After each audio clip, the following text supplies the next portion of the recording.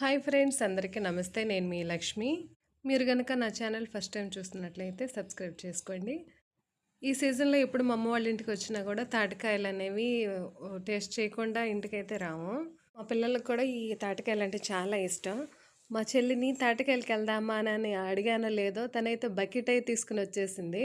ఏంటి ఇంత పెద్ద బకెట్ తీసుకుంటున్నావు వస్తున్నావు అని అంటే, నీకు కావాల్సిన తాటికాయలు ఉంటాయి, ఎన్ని కావాలో పద, ఈ బకెట్ కూడా సాలదు అని చెప్పింది.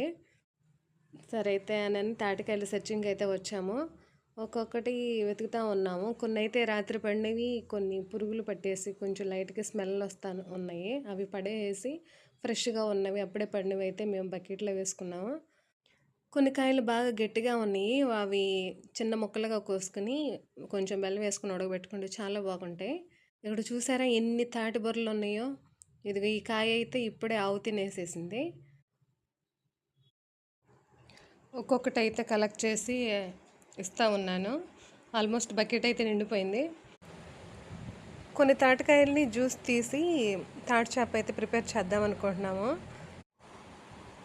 అబ్బబ్బబ్బా, ఈ తాటి చెట్టు వల్ల లాభాలు ఒకటా రెండా ఎన్నని చెప్పగలం. ఈ తాటి చెట్టు మనకి ఎన్నో ఇచ్చుద్ది కదా. ఫస్ట్ ఆఫ్ ఆల్ నీడనిస్తుంది, ఆకులు ఉపయోగపడతాయి, తాటికల్లు తాగుతారు, ముంజులుగా తాటికాయ నుంచి వచ్చే రసంతో తాటి చేప తీస్తారు, తాటి పండుగ తినగా మిగిలిపోయిన టెంకులు కూడా బుర్రలు కూడా పాతరేస్తే తేగలుగా ఉపయోగపడతాయి. మళ్ళీ వేరే చోటుకు అయితే వచ్చాం కొంచెం పక్కకి. నన్ను ఇక్కడ పెట్టి వాళ్ళైతే సెర్చింగ్కి వెళ్తున్నారు. ఆవులన్నీ తినేస్తే నువ్వు బకెట్ దగ్గర నువ్వే ఉండానని లాగలేక వాళ్ళిద్దరైతే ఇంకా మొత్తం వెతుకుతూ ఉన్నారు. నాకు ఆఖరికి చిరాకు వచ్చేసింది. మొత్తం ఒక 20 మినిట్స్ ఏమో స్పెండ్ చేసాము ఇక్కడ. ఆల్మోస్ట్ బకెట్ అయితే నిండిపోయింది. ఈ లక్ష్యం మా అమ్మ ఒక్క తాటికాయ దొరికింది, అప్పుడే ఫ్రెష్గా పడింది. ఈ తాటికాయ నేనే కాల్చుకుంటానని సంకలో పెట్టుకునే తిరుగుతుంది. సరే అయితే మళ్ళీ కలుద్దాం. Bye bye.